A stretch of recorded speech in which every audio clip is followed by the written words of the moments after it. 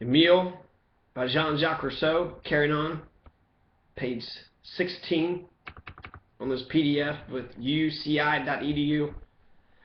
Wiki ebooks. Okay. Thetis.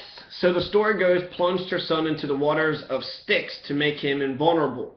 So Thetis plunged her son in the waters of Styx to make him invulnerable. The truth of this allegory is apparent. The cruel mothers I speak of do otherwise. They plunge their children into softness, and they are preparing suffering for them. They open the way to every kind of ill which their children will not fail to experience after they grow up. So life is hard, it's dangerous, there's lots of pitfalls out here, and it is important for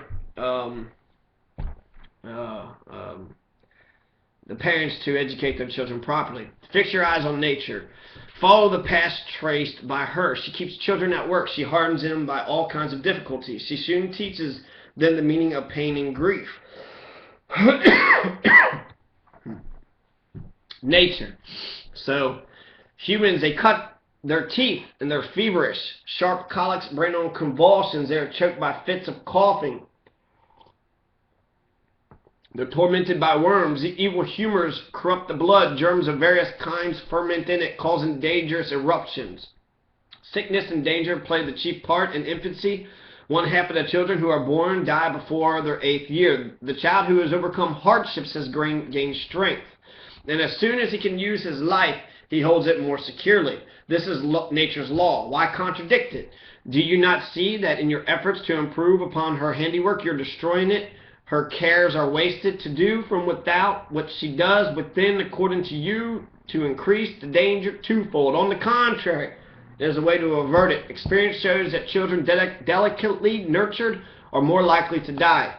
Provided we do not overdo it, there is less risk in using their strength than in sparing it. Accustom them, therefore, to the hardships they will have to face. Train them to endure extremes of temperature, climate, and condition, hunger, thirst, and weariness.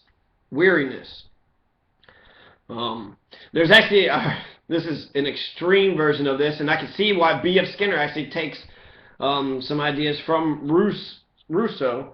But there's a man in America that was raising his son to be like this great military genius, or this great military general, a future general or a soldier or something. And so he's making him sleep outside, making him do all these laps, and just making him, stay outside in the cold so he can survive the elements, and his, physical prowess will get strong. It seems a little bit too much, the totalitarianism. It's definitely the opposite direction. B.F. Skinner points out, he's self-serving. He points the stuff out of Jean-Jacques Rousseau because he's a behavioralist, but he's pointing out how Jean-Jacques Rousseau did say that, you have to kind of mold the child into this super person. Where Skinner and Rousseau do not intersect is when Rousseau says that there is a soul and there's freedom and dignity within each person, and you have to respect that. B.F. Skinner says it doesn't matter who gives a shit what the person feels, thinks. It only matters about their behavior. If you can use coercion or punishment or positive conditioning, positive reinforcement in order to get your way, however it works is what it works. Scientific analysis is not about what's on the inside. It's not about motivations and what's in your mind and your heart. It's about the results of the behavior, what actually is produced. So nature's law. Why do you contradict nature? So you accustom to the hardness, the extremes of temperature, climate, and condition, hunger, thirst, and weariness. Dip them in the waters of Styx. Before bodily habits become fixed, you may teach what habits you will without any risk, but once habits are established, any change is fraught with peril. A child will bear changes which a man cannot bear. The muscles of the one are soft and flexible. They take whatever direction you give them without any effort. The muscles of the grown man are harder, and they only change their accustomed mode of action when subjected to violence. So we can make a child strong without risking his life or health. And even if there were some risk, it should not be taken into consideration. Since human life is full of dangers, can we do harm? Can we do better than face them at a time when they can do the least harm? A child's worth increases with his years. To his personal value must be added the cost of the care bestowed upon him. For himself, there is not only loss of life, but the consciousness of death. We must therefore think most of his future in our efforts for his preservation. He must be protected against the ills of youth before he reaches them, for if the values of life increases until the child reaches an age which he can be useful, what madness to spare some suffering in infancy, only to multiply his pain when he reaches the age of reason. Is that what our Master teaches us? Man is born to suffer. Pain is the means of his preservation. His childhood is happy, knowing only pain of body. These bodily sufferings are much less cruel and much less painful than other forms of suffering, and they rarely lead to self-destruction. It is not the twinges of gout which make a man kill himself. It is the mental suffering which leads to despair. We pity the sufferings of childhood. We should pity ourselves. Our worst sorrows are of our own making. The newborn infant cries. His early days are spent in crying. He is alternately petted and shaken by way of soothing him. Sometimes he is threatened, sometimes beaten to keep him quiet. We do what he wants, or we make him do what we want. We submit to his whims or subject him to our own. There's no middle course. He must rule or obey. Thus his earliest ideas are those of the tyrant or the slave, the oppressor or the oppressed. He commands before he can speak, he obeys before he can act, and sometimes he is punished for faults before he is aware of them, or rather before they're even committed. Thus early are the seeds of evil passions sown in his young heart. At a later day these are attributed to nature, and when we have taken pains to make him bad, we lament his badness. In this way the child passes 6 or 7 years in the hands of women, the victim of his own caprices or theirs, and after they have taught him all sorts of things, when they have burdened his memory with words he cannot understand, or things which are of no use to him, when nature has been stifled by the passions they have implanted in him, this sham article is sent to a tutor. The tutor completes the development of the germs of artificiality which he finds already well grown. He teaches them everything except self-knowledge and self-control, the arts of life and happiness. When at length this infant slave and tyrant, crammed with knowledge but empty of sense, feeble alike in mind and body, is flung upon the world, and his helplessness, his pride, and his other vices are displayed, we begin to lament the wretchedness and perversity of mankind. We are wrong. This is the creature of our fantasy. The natural man is cast in another mold. Would you keep him as nature made him, watch over him from his birth, take possession of him as soon as he comes into the world, and keep him till he is a man? You will never succeed otherwise. The real nurse is the mother, and the real teacher is the father. Let them agree in the ordering of their duties as well as in their method. Let the child pass from one to the other. He will be better educated by a sensible, though ignorant, father than by the cleverest master in the world. For zeal will atone for lack of knowledge, rather than knowledge for lack of zeal. But the duties of public and private business, duty indeed, does a father's duty come last? So, again, we're seeing a division of the sexes here. He's saying that fathers are the real teachers and mothers are the nurses. So the nurse is to develop their natural sense, whereas the father is the one that teaches them about, I guess the father is the society, whereas the mother is the natural woman, right? Women run wild, right? And they're preserved in their own uniqueness and their own speciality. Everybody has to conform around them. It's reasonable man, unreasonable man. Ralph Nader, he says that since the world has to bend their work around unreasonable people, then it is smart to be unreasonable. But nonetheless, he's saying the real nurse is the mother and the real teacher is the father. Let them agree in the ordering of their duties as well as in their method. So they'll agree to how they want to order, their education for their child. And they says, let the child pass from one to the other. He'll be better educated by a sensible, though ignorant father than by the cleverest master in the world. For zeal will atone for lack of knowledge rather than knowledge for lack of zeal. But the duties of public and private business, duty indeed, does the father's duty come last. Footnote. When we read in Plutarch that Cato the censor, who ruled Rome with such glory, brought up his own sons from the cradle and so carefully that he left everything to be present when their nurse, that is to say their mother, bathed them.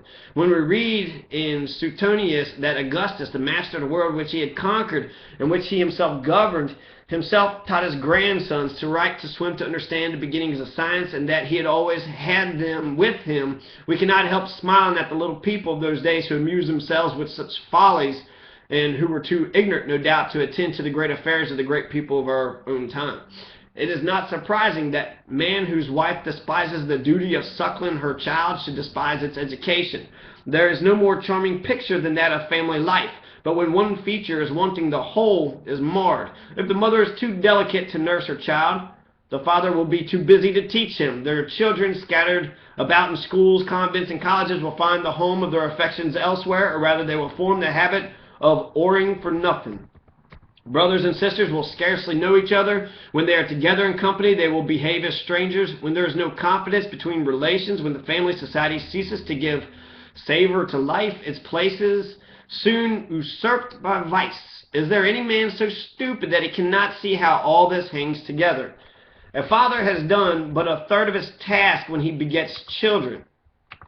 A father has done but a third of his task when he begets children and provides a living for them. He owes men to humanity, citizens to the state. A man who could pay this threefold debt and neglect to do so is guilty, more guilty perhaps if he pays it in part than when he neglects it entirely. He has no right to be a father if he cannot fulfill a father's duties. Poverty, pressure of business, mistaken social prejudices, none of these can excuse a man from his duty, which is to support and educate his own children. If a man has any natural feeling neglects these sacred duties, he will repent it with bitter tears and will never be comforted. So there's a third of his duties: to have children and to provide for them. To have children, to pay for their food and the clothing, and to make sure that they live is one. The next one, he owes men to humanity and to citizen. To be a citizen of the state and to allow that individual to be their own person. So he has allegiance, to his duties to give them food, water, and clothing. The other one is to give them their humanity and the citizens to the state. So,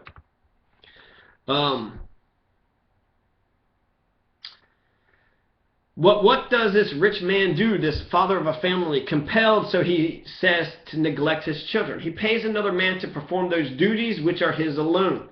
Mercenary men, do you expect to purchase a second father for your child? Do not deceive yourself. It is not even a master you have hired for him. It is a flunky who will soon train such another as himself. There is much discussion as to the characteristics of a good tutor. My first requirement, and it implies a very good many more, is that he should not take up his task for reward. There are callings so great that they cannot be undertaken for money without showing our own fitness for them. Such callings are those of the soldier and the teacher. But who must train my child? I have just told you, you should do it yourself. I cannot. You cannot. Then find a friend. I see no other course. A tutor, what a noble soul. Indeed, for the training of a man, one must either be a father or more than a man. It is this duty you would calmly hand over to a hireling. The more you think of it, the harder you will find it. The tutor must have been trained for his pupil. His servants must have been trained for their master, so that all who come near him may have received the impression which is to be transmitted to him. We must pass from education to education. I know not how far. How can a child be well educated by one who has not been well educated himself? Can such a one be found? I know not. In this age of degradation, who knows the height of virtue to which man's soul may attain? But let us assume that this prodigy,